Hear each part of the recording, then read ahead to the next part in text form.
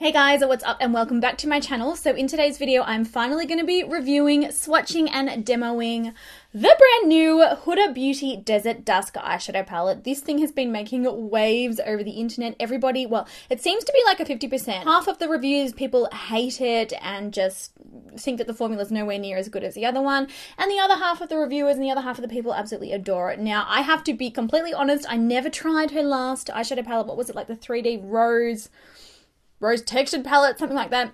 Never tried it, never swatched it. I've never even seen it in person. I'm sorry. So my review on this one is going to be completely off its own back. So this one will run you $65 US and 95 Australian dollars. But the reviews on it, based on what I can see on the website, is really good. Sephora.com has got 5 out of 5 stars, and Sephora.com.au has got 4.5 out of 5 stars. So really good rating. This is what the outside of the box looks like when you get it. It has a net weight of 25.2 grams. On the back it says, immerse yourself in the soft warmth of the desert. I wouldn't be opposed to that.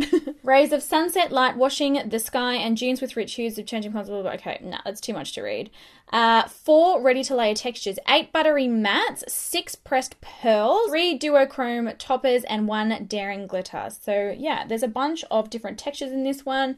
Let's stop rambling. Let's crack her open. It does feel quite heavy. You know, it feels like quite good. Ooh, I mean, can I get away with it? She's got the prettiest eyes. I've got like major eyeball envy. External packaging's gorgeous. Majority of it is like a soft touch laminate matte, but then when you move it in the light, there are certain aspects of this that sort of glimmer in like a bit of a metallic way. Oh my god, her eyes. Stop looking at me, Huda.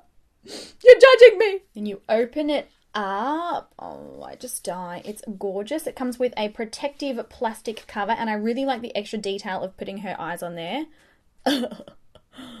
Hello. And then this is what the inside of the palette looks like. Absolutely gorgeous. You can see all the different textures in there. The mattes, the pearls, the duochromes, and also that one glitter. This one here, Cosmo, is the glitter. Wow, I could stare at this palette all day. It's stunning. So yeah, basically as per all of my other eyeshadow palette reviews, I'm going to be swatching every single shade of this one on my arm so that you can see the texture and the pigmentation of the colours nice and close up. Then we're going to do a bit of an eyeshadow look and have a bit of a play with the palette and see how we go with that.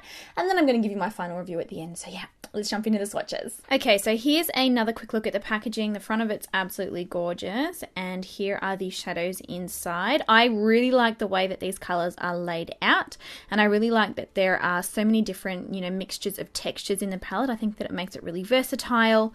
It's still missing that highlight shade and the black though. If it had them, it would be literally perfect. So going through and swatching the first row here, this one is majority mattes. As you can see, as I'm sort of trying to finger swatch them, a couple of them are quite chalky and a little bit patchy, but the metallics honestly swatch like an absolute dream. Then in the second row, we have a bunch of those sort of shimmery glitter kind of topper shadows, so they don't have that much pigment. Amethyst, that purple, is a little patchy to swatch, but honestly, like the shimmers, next level, stunning, stunning, stunning. Then the bottom row, we've got 2 of those shimmery top coats. This glitter, very difficult to swatch, but I'm trying to have a go here so you can see the colour. Turkish Delight, honest to God, swatches, amazing. And then the last 2 are mattes as well. Really pretty. Alright, so that was all of the swatches. Overall, I would say that this palette swatches pretty well. In terms of the mattes, I didn't find them to be overly buttery, just being 110% honest. The formula of the mattes kind of felt a little bit drier to me as opposed to like buttery as a descriptive word for them. And finger swatching some of the mattes, they were also a little bit chalky, but as per anything, like the way something finger swatches has nothing to do with how it's going to perform on the lids. These holographic shimmers are definitely glitter toppers. You're not going to get 100%, you know, pigmentation or payoff from them. So they're very true to their description, and Cosmo is definitely a straight up pressed glitter.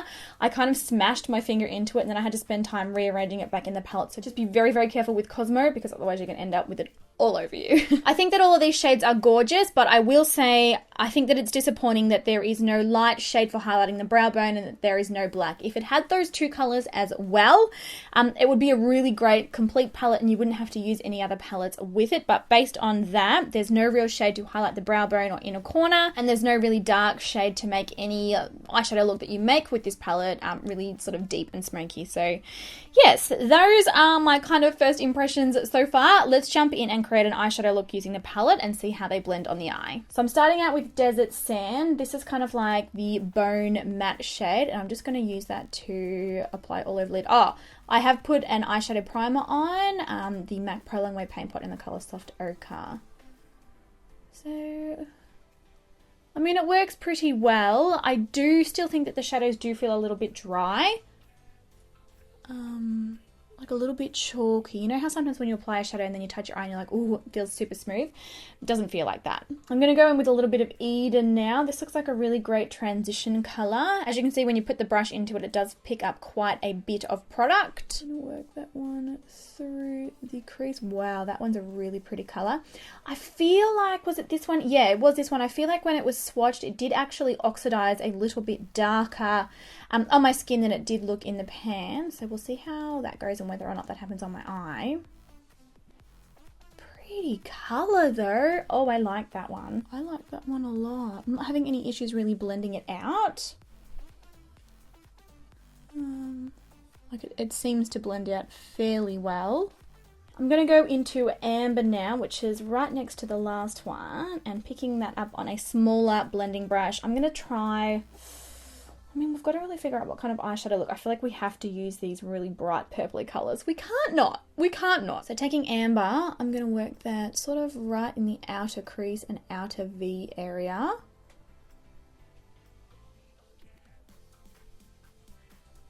Just really blending that all down. Might even do like a semi kind of cut crease situation. We'll see where we end up. So I don't know if you can see here, but I am actually having a fair bit of trouble blending this one out. See how there's a lot of colour concentrated right in this outer corner? And you can see sort of like jaggedy kind of lines just through this centre part of the lid here. It's not blending out that well. I'm going to go back into Eden and see if I can't use that to kind of correct that.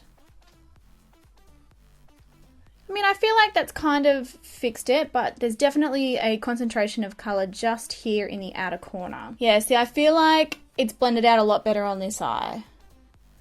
So look, patchiness and sort of like a dark shadow, and then it looks much better over here. I am getting, you know, some sort of texture kind of in here still. Alright, so that's what my eyes are looking like. I'm going to go in with a clean blending brush. I'm going to go into Amethyst now, which is this gorgeous purple. I can't not use it. It's too pretty. And I've tapped off most of the excess, and I'm going to see how this one goes blending out right in the direct crease. Very pretty colours. Like, you cannot deny how beautiful these colours are. Okay, so that purple's blended out fairly well, and it's also maintaining a fair bit of its colour. Purple eyeshadows are some of the hardest ones to manufacture. Definitely kudos for getting the purple, you know, the formula of the purple pretty good. Alright, so that is how that one blended out. I still am seeing a little bit of patchiness and choppiness in these mattes. Like, I have to be brutally honest. There is some patchiness. I'm going to go in with Royal now, which is right next to that beautiful matte purple, and I'm going to tap off the excess, and then I'm just going to gently use that over the top. This is a really good tip to use if you're having trouble getting mattes to blend out seamlessly. Using a satin or a shimmer eyeshadow over the top, it just really, it buffs it all in together and makes it look really smooth when it wasn't before. Just one of those sneaky things that we do as makeup artists. Okay, picking up a little bit more of Amethyst, that really beautiful matte purple.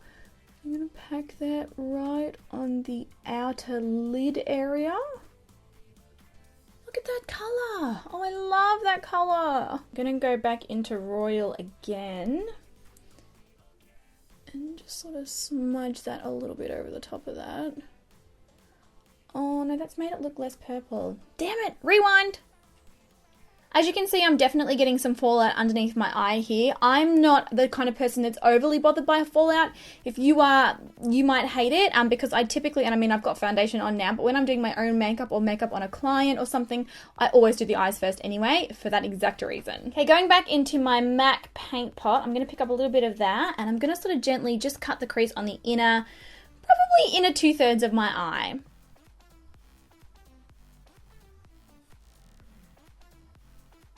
Okay, so you can see that I've only just done that very, very gently, and the surface there is a little bit stickier now as well. So hopefully it's going to take some of these glitters a bit better, and you're going to see how pigmented they are. But I'm going to take Twilight, which is this gorgeous duochrome purple, and sort of pack that on top of there.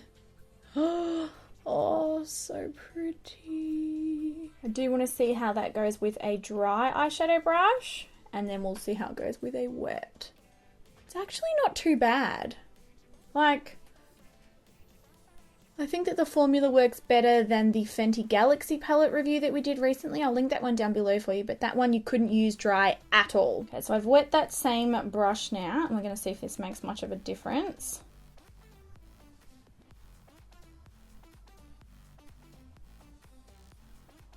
Oh, definitely does. It's definitely a lot brighter with a wet brush. But at the same time, I don't hate it with a dry brush either. So just depends on what you want to do. Yeah, okay, so look at the difference between this eyelid with a wet brush and then this eyelid with a dry brush. It's definitely a lot more intense on this one. And I feel like we absolutely have to try the glitter. Now, according to this little information card that comes with the palette, this glitter is ready to go and all you need to do is dab it on with a flat brush or as a bold eyeliner. According to this, you don't need a glitter glue, so we're about to find out. So picking up Cosmo, like, it is so soft, like, you've got to be so careful. Oh, it's so nice. And I'm just gonna dab it. I'm getting a lot of fallout underneath my eye. I'm pretty much covered in glitter underneath here now. It is sort of sticky, like it doesn't feel that dry, but you're gonna get fallout, so just keep that in mind. Okay, so going in with Eden under here, buffing it all out. And a little bit of Amethyst. I'm basically just matching what I've done on the upper lid. And then I'm also going to add a tiny little bit of Twilight. Alright, so this is what the colours are looking like at this point. I'm going to go ahead and finish off the rest of my makeup, so mascara, eyeliner, lashes, and the rest of my face, and then I'll be right back. Alright, so here is the completed makeup look now that I've got lashes and liner and everything on. It's looking a lot darker than it did earlier. Absolutely loving that duochrome purple shade. I would nearly buy this palette specifically for that colour. It's just incredible. Now, I will say already, and this is without wearing it all day and without talking and laughing and blinking and all of that, I'm already getting a lot of glitter fallout underneath my eyes. I don't know if you'll be able to see it on camera, but just under here there's a stack of that really gorgeous coppery glitter, and there's a stack of it under here as well. So despite the fact that the palette said that you can use this shadow on its own without anything else, I just would avoid that, guys. It just makes a mess. Use a glitter glue, use something tacky and, you know, something adhesive so that you keep the glitter on your eyes where you want it and not all over your face. In terms of all of the other formulas, I think that the metallic duochrome shimmery colors, absolutely gorgeous. You know, use a wet brush though. We saw how they work with the dry brush versus the wet brush. Definitely use a wet brush. You're going to get so much more pigmentation and color payoff, but they work really, really well. They show up really well on the eyes and they just reflect the light like there is no tomorrow. As far as the mattes go, you guys saw that I did have quite a few issues working with them. They're kind of on the dry side of an eyeshadow formula. They're quite powdery and kind of quite chalky. Eventually we got there, but you saw that it did take a little bit more extra time and effort to get those shadows looking really beautifully smooth and perfect. So that's something to bear in mind, especially when the palette is going to cost you this much money. Overall, the color selection is gorgeous. Like I couldn't have done better myself. The only thing that I would say, and like I mentioned earlier on in the video, we need a shimmery color to highlight the brow bone and the inner corner, and we need a black because you want to be able to just pack this and use nothing else. You don't want to have to take this and then another eyeshadow palette, you know, to do a complete look. Like I'm basic and I only like to take one eyeshadow palette. So unfortunately this one is missing those shades, but at the same time, like, the colors in this, oh my goodness, the actual colors in this are stunning. I cannot fault the color selection, the layout, the choices that have gone into this. Definitely is a sunset in the desert. Like, it's just amazing. Now, with all of that in mind, I'm kind of on the fence about this palette. I'm not going to tell you that you 100% need it because, you know, there are a couple of faults in this, especially with the prices of this palette, but at the same time, it's beautiful. Like, and I will definitely be using this more, so you're going to probably have to make up your own decisions. I would love to know what you think. Do you guys think that this palette is worth it? Do you think that it's worth the price? Do you think that the colors are worth it and the textures? And I want to know all of your thoughts, so please leave all of your opinions in the comment section down below. I would love to know what you guys think. Personally, I think that I would repurchase it just because the metallics in these are just stunning, and I would also repurchase it for the color layout. Like, the color layout is everything. And I mean, there's not a color in here that I wouldn't use. Yeah, some of them just take a little bit of extra TLC and love and care to be able to get them to work really well on the lid. So yes, those are my final thoughts, guys. You know, I do give it a thumbs up, but just that there are a couple of things to keep in mind when purchasing this one. I hope you guys found today's video helpful. Please let me know what product you want to see reviewed next. I love you all heaps and heaps and heaps and heaps, and I will catch you guys in my next video. Bye!